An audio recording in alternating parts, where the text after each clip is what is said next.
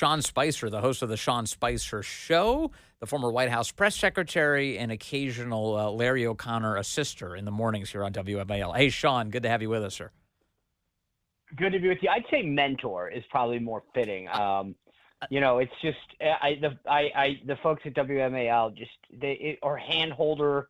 Handholder is probably more appropriate. I love this. The kid has got some promise, but I need to keep working with him, and I'm glad that the good folks at WMAL, Mr. Hess and everyone else has re-upped my contract because he's got promise, but it's like everything else. He's got to practice. I shouldn't say this on the air, but I honestly, when you were describing this very thing on the morning show last time you guys were together, that you're his mentor, I burst out laughing in the car, and I loved it, and I hope you stick with this. There's a little bit of truth there, isn't there? Hey, so Sean, on President Trump, I'm gonna escape this conversation so I can keep a good relationship with my colleague. Smart move. This conversation with President Trump, that answer I just played where she asked, aren't you going to fire Christopher Wray? And it's obvious, of course, he's getting rid of Wray.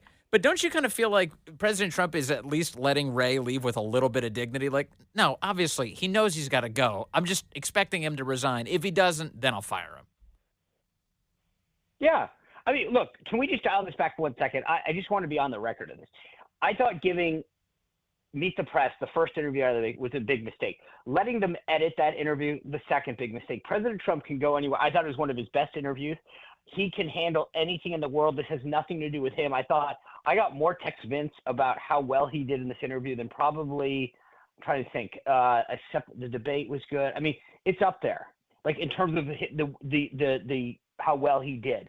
But that being said, I was really upset that considering how well he did on long form and independent media, that he gave the first one to Meet the Press. Yeah. Real quick statistic for you. They got 90 minutes of interview time with him. They only put 36 on the air and then spent 7 with a roundtable that hates him. It's a disgrace. And I really upset because it gave Meet the Press credibility that they didn't deserve.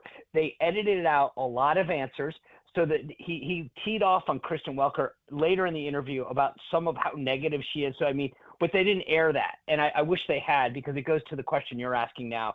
Like, just let the guy answer the question. Like, he understands. He just named Kash Patel as the replacement to Wray. So, of course, he's got to fire him. But to your point, I don't think he wants to come out. He wanted to exactly what you said. He wants to give this guy the opportunity to step aside and say, I want, But it always has to be confrontational, because I think what Kristen realized is that when they pushed Chuck Todd out, that they did so because the far left of the MSNBC viewership insists on purity, insists that you must show how much you hate Trump. Yeah, but it came across as so trite, and it was just a rehash of every single conversation like this we've ever seen. So in addition to President Trump giving them legitimacy that they don't deserve, it was just the same sort of boring, like, why are you so awful? Will you swear off the 2020 election nonsense? Like, all this stuff, it doesn't move the ball forward. It doesn't, by the way, add anything to the public conversation. But by the way, this notion that somehow that's what I loved President Trump's answer to this. Like, somehow that's what's keeping the president from healing. And I thought the way he handled 2020 was great, where he said, look, I have my view, you have yours, I disagree, right? Yeah. And we don't need to go there and rehash it. He knew exactly where she was going. But this idea that somehow Kristen Welker has a clue what it's going to take to – I mean, I would argue that the media writ large, the left-wing media, the folks at MSNBC and NBC are a huge piece of the divisiveness that exists within this country because of the way they handle issues and attack supporters of President Trump. So somehow, like, her getting to determine what's going to heal the nation, give me a break. President Trump came across as having sort of a, I don't know how to describe this. It's like a seasoned confidence and I really don't need to be talking to you. Like, I think he has a sense of, like, I just won a big election. I really don't have anything to apologize for. His presentation struck me as deeply mature. I don't mean to use that as a pejorative over his past behavior. I just think that something is different about the way that he's presenting himself now. Did you recognize that as somebody who worked really closely with him as a communications guy? I did. I think that's why I was saying at the outset, I think it was one of the best interviews he's ever done. The tone and tenor of his responsive the depth of the answers. Now, I think two things are going on, and this is Sean Spicer, not any sort of reading the tea leaves from anything that President Trump has said. I think, one, he understands more than ever. He doesn't have to face the voters again. He understands his legacy. He wants to get big, bold things done, number one. Number two, I have to believe that when you've had a very close encounter with death and a second attempt on your life, there is something that's just that it really does something to how you view life and your priorities and getting things done. And I saw that in that interview, that this is a guy who says, I need to get some things done, some big things done, and I want to make sure that people understand the tone. But I got more text probably on that interview than I have in at least 6-7 months on Trump. So I was really pleased with how well he did. And he didn't accept the premise of any single thing she said. If she asserted something that he disagreed with, he said it right away, and which is really a valuable skill to have in a world where all of these things are clipped down into 30-second clips and shared on the internet. His rebuttal is right there every single time she said something incorrect. Yeah. So it's interesting. I think between Trump and J.D. Vance, they put on master classes as to how to answer questions, and I've been really pleased. So I love how that happens. I'm so glad. I hope that people watch how they answer the questions. They never take the bait with these left-wing guys. J.D. Vance's interview with Martha Raddatz, same thing, where he said, "Do you hear yourself?" You know, and I loved how they're dealing with stuff, and I'm excited that these guys are about to take on the task they have the next 4 years, because they need to show folks on the right how to fight and win. It's something that has been sorely lacking, and so I'm excited about that. Yes. Why do you think President Trump does interviews with Meet the Press, though, of all places? He's not going there for a fair shake, for sure. He still, kind of infamously maintains a relationship with the New York Times and tries to win them over, yet they always are attacking him. What motivates that for him? There is a fascination.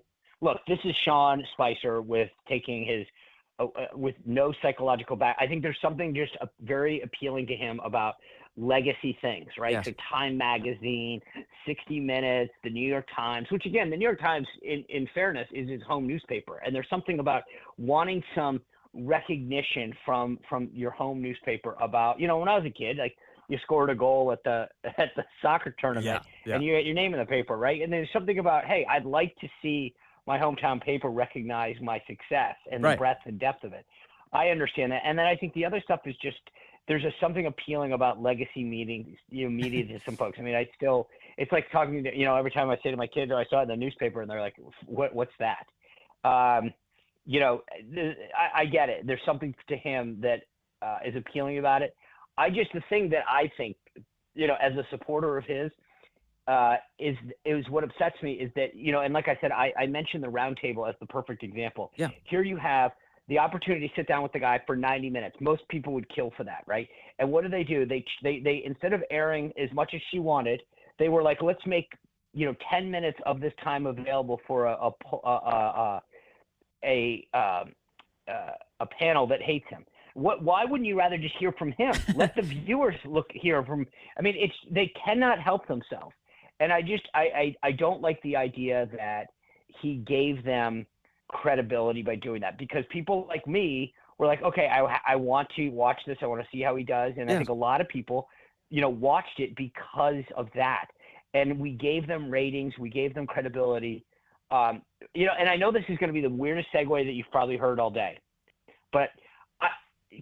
Contrast that, juxtapose that to how, what's his name, Victor Willis, who's the singer for the Village People, talks about the success of YMCA. And he says, you know what, President Trump used it, but I'm glad he did it, and we've been hugely successful for it, and so thank him for doing that. Like, he could have come out like so many other artists and crapped all over Trump.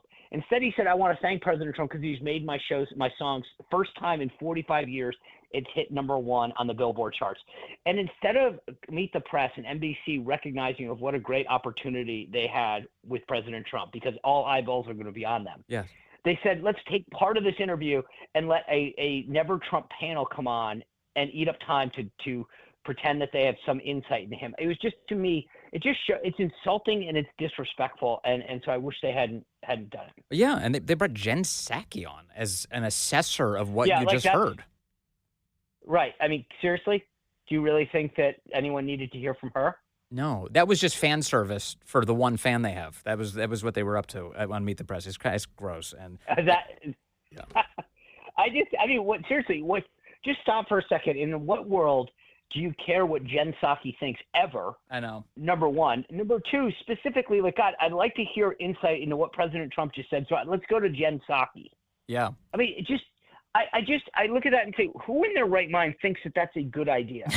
and the answer is Meet the Press. Yeah, they're not building that for us. That's for whoever works at NBC to be impressed. It's like ridiculous. Correct. No, but it's because they need to appease this far left base.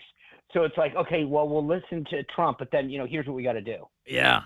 Yeah, well, he did it, and I'll finish on this, which is I think that President Trump, whatever might drive him to do these interviews with places like NBC, at least he has some sort of limitless hope for them to improve. You know what I mean? Like, he still believes that deep down in their core, maybe they will change one day. So he's got a lot more faith than we do that humanity still exists within them.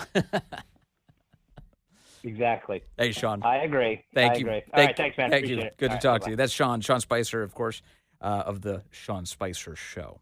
It is now.